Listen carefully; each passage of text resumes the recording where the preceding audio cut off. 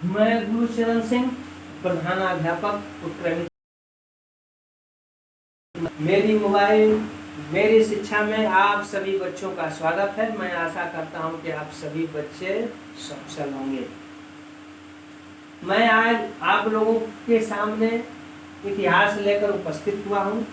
ये वर्ग 6 क्लास का है, लेकिन 6 से 8 तक के बच्चे इसे देख लेंगे, क्योंकि आप सभी बच्चों की पढ़ाई लॉकडाउन के चलते नहीं हो पाया है, विद्यालय भी बंद है।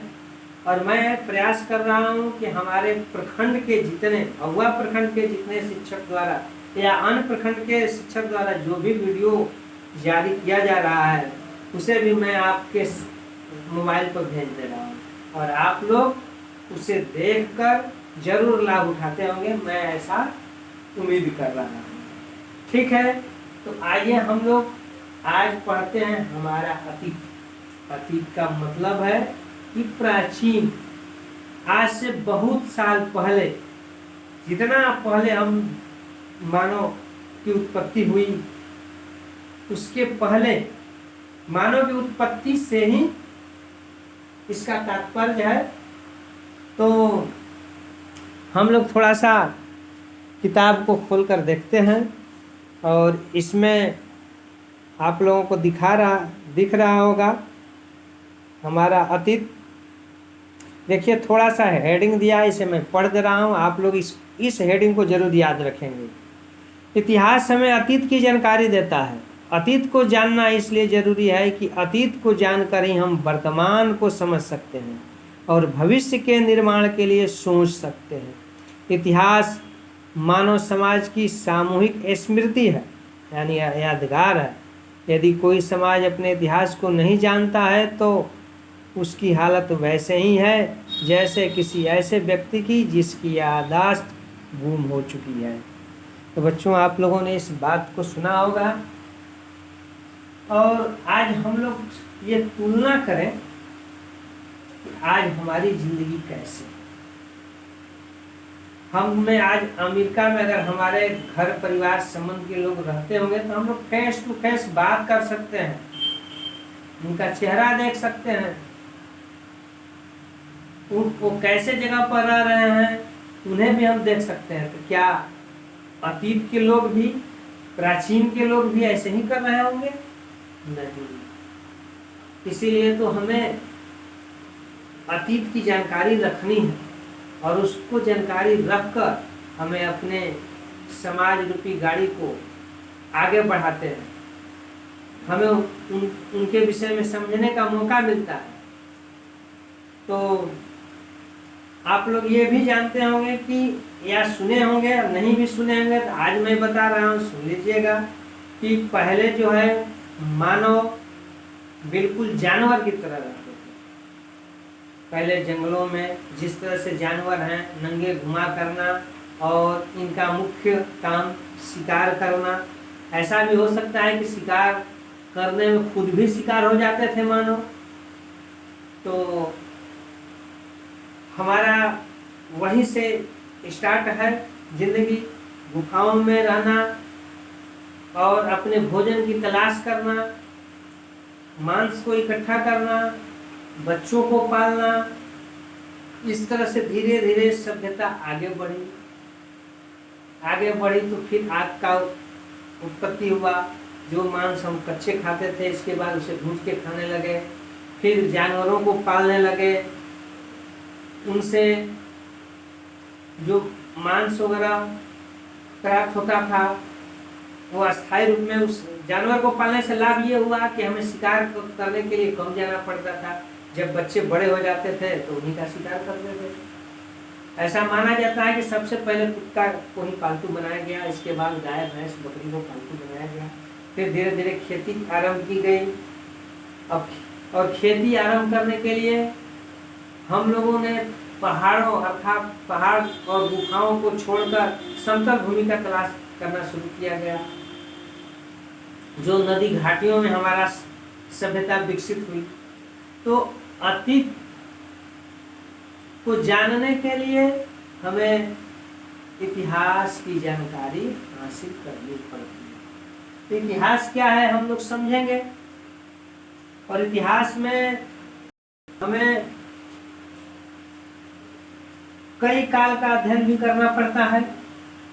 तो सबसे पहले हम लोग इतिहास का परिभाषा कई विद्वान किसी तरह से बताते हैं। पहले तो हम लोग छोटे थे तो हम लोग को बताया जाता था कि इतिहास का मतलब है बीती हुई कहानी, लेकिन वही चीज है, लेकिन थोड़ा सा अंतर है कि बीती हुई कहानी न कह के हम कह सकते हैं कि बीती हुई घटनाक्रम। ऐसे इतिहास से आधुनिक जमाने की परिभाषा है, तो मैं इस पर लिख दिया हूँ। थोड़ा सा इसे मैं वीडियो को जूम कर ले रहा हूँ कि ताकि आप लोग ब्लैक बोर्ड पर लिखे हुए विषय वस्तु को जरूर देखें, ताकि आप लोग इसे आप नोट भी कर लेंगे। और मुझे आशा है कि इसे बार बार भी देखेंगे ताकि आप लोगों को सुविधा रहेगा। आगे हम इसमें आप लोगों को बीसी और एडी भी समझाएंगे। पहले आइए इतिहास हम समझते हैं। इतिहास आधुनिक जमाने की परिभाषा में है कि भूत में जो इस तरह से था। इतिहास का मुख्य अर्थ होता है कि भूत में जो इस तरह से था, मतलब भूत का मतलब अतीत। इसी के आधार पर यह परिभाषा बनाया गया है।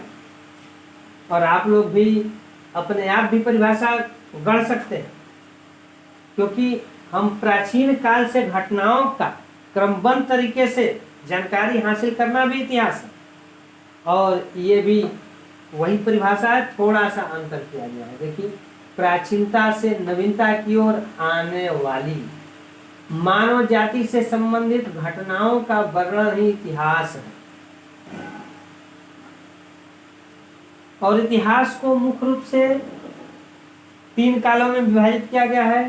पहला है, देखिए, पहला आधुनिक काल, दूसरा मध्यकाल, तीसरा है आधुनिक काल। प्राचीन काल, मध्यकाल और आधुनिक काल, यानी 3 कालों में बांटा गया है। और बारी बारी से हम लोग अध्ययन करेंगे। हमारा अतीत में कोई खास नहीं दिया गया है। इस पाठ में यह दिया गया है कि भविष्य में, भविष्य का मतलब है कि पहले लोग किस तरीके से रहते थे उसकी जानकारी हमें होनी चाहिए। और इस पाठ में बताया गया है कि किस किस चैप्टर में कौन कौन सा विषय वस्तु पढ़ाना है। तो पहले हम लोगों ने इतिहास के बारे में इसकी परिभाषा जाना। प्राचीन काल जो है वह मानव जाति के आरंभिक क्रियाकलापों से 8वीं शताब्दी के पूर्वार्ध। अब एक शब्द आता है शताब्दी। शताब्दी का आप लोग समझेंगे तभी आप लोग आगे बढ़ेंगे। शताब्दी क्या है इसको भी जानना है, और हम बाद में बता देंगे नीचे। पहले अब आइए मध्यकाल। 8वीं शताब्दी के मध्य से लगभग ये तिथि है 2-4 वर्ष आगे पीछे, 18वीं शताब्दी तक। 18वीं शताब्दी से 2-4 वर्ष अधिक है। और आधुनिक काल 18वीं शताब्दी से वर्तमान तक को माना गया। तो हम लोग सबसे पहले शताब्दी शब्द का अर्थ समझेंगे, समझ जाएंगे तो हमें ये जानकारी होगी। इसका मैंने चार्ट बना दिया है, तो आप लोग समझने का प्रयास करेंगे।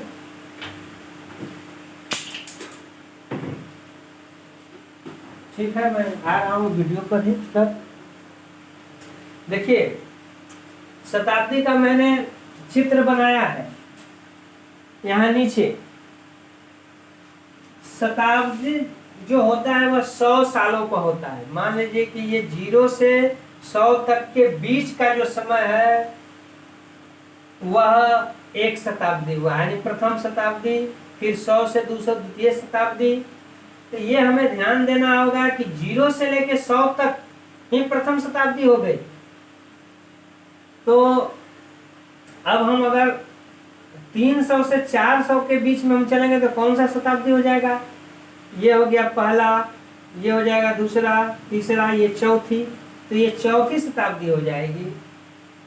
तो हमें ये ध्यान देना होगा कि उसके पहुंचने तक ही वह शताब्दी पूर्ण हो जाती है, यानी चौथी शताब्दी 400 तक हो जाएगी, 20वीं शताब्दी तो 2020 तक ही पूरा हो गया। 20वीं शताब्दी केवल 2000 तक ही पूरा हो गया, 20वीं शताब्दी। अब 20,000 से ज्यों आगे बढ़ेंगे तो वह 21वीं शताब्दी में हो जाएगा। तो हम लोग इस समय वर्तमान समय में 21वीं शताब्दी में चल रहे हैं। एक चीज और ध्यान देंगे, इसे विशेष रूप में ध्यान देने का कष्ट करेंगे। 0 से 100 तक, 100 से 200 तक, 200 से 300 तक, ये प्रथम, द्वितीय और तृतीय। ये ध्यान दें कि 200 से 300 तक ही है तृतीय, इसलिए जहां लास्ट होगा सैकड़ा में, यानी उसमें आप 100 से भाग दे देंगे तो पर भी आपको जानकारी हो जाएगा। जैसे इसमें लास्ट वाले में भाग देंगे, शताब्दी के लास्ट में 100 से भाग देंगे तो ये कट गया, ये तीसरी। तो ये जो है 200 से लेके 300 के बीच में तीसरी शताब्दी हुई। उसी तरह से ये 2000 है, अब इसमें हम अगर 100 से भाग देंगे तो 20वीं शताब्दी, यानी 20वीं शताब्दी का सन रहा 1999 से 2000 तक, और यही 2000 से 1 सेकेंड भी अधिक हुआ, 1 दिन भी अधिक हुआ तो वह 21वीं शताब्दी में शुरू हो गए, हम लोग आ गए। तो आप लोग समझ गए होंगे।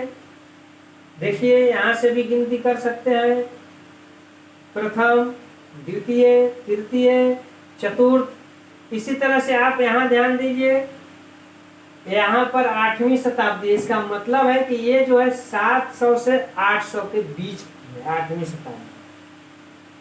18वीं शताब्दी का मतलब है कि 1700 से 1800 तक के बीच। ये शताब्दी आप लोग ध्यान देंगे और इसको बार बार जरूर देखेंगे तो आप लोगों को समझ में आ जाएगा। अब हम समझने का प्रयास करते हैं कि एक चीज आता है,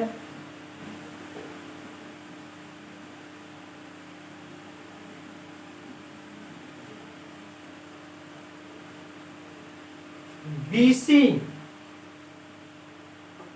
और एडी। इस तरह से बच्चे अभी जान लेंगे कि एडी का मतलब है कि ईसा मसीह के जन्म से, ईसा मसीह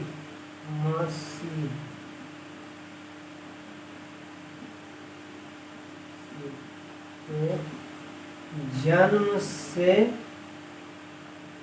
इसको कहा जाता है एनो डोमिनी।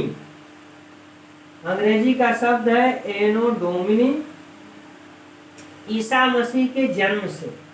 बीसी का मतलब होता है बिफोर क्राइस्ट। बिफोर क्राइस्ट का मतलब है कि ईसा के जन्म से पहले। कुछ लोग एडी को कहते हैं कि आफ्टर डेथ,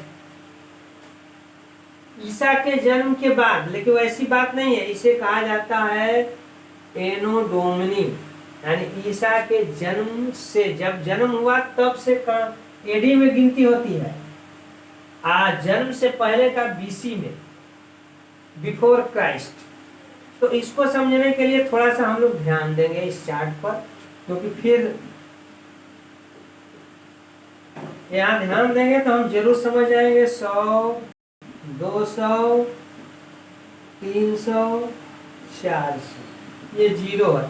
जिस तरह से गणित में हम लोग बाईं तरफ ऋणात्मक और दाहिने तरफ धनात्मक, उसी तरह से ईसा मसीह से के जन्म से के समय को एडी यानी ईस्वी केवल लिखते हैं इसे, ईस्वी।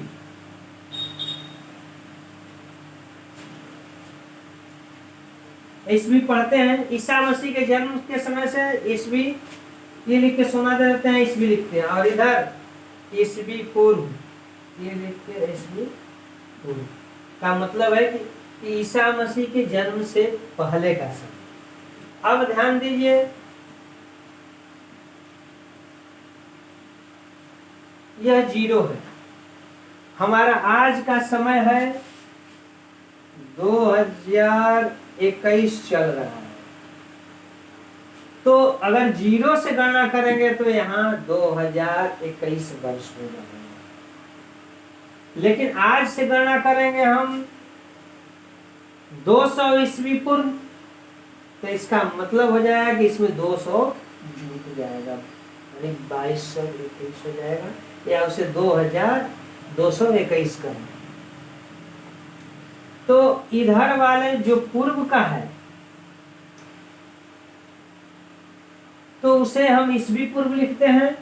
और ये ध्यान देंगे कि अगर समय उस समय होगा तो जितना हम इधर जाएंगे तो ये बढ़ते जाएगा, 400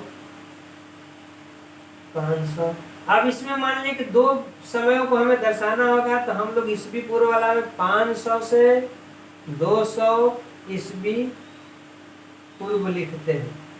अगर इसमें हमें दर्शाना होगा तो यहाँ लिखेंगे 200 से 500 ईस्वी।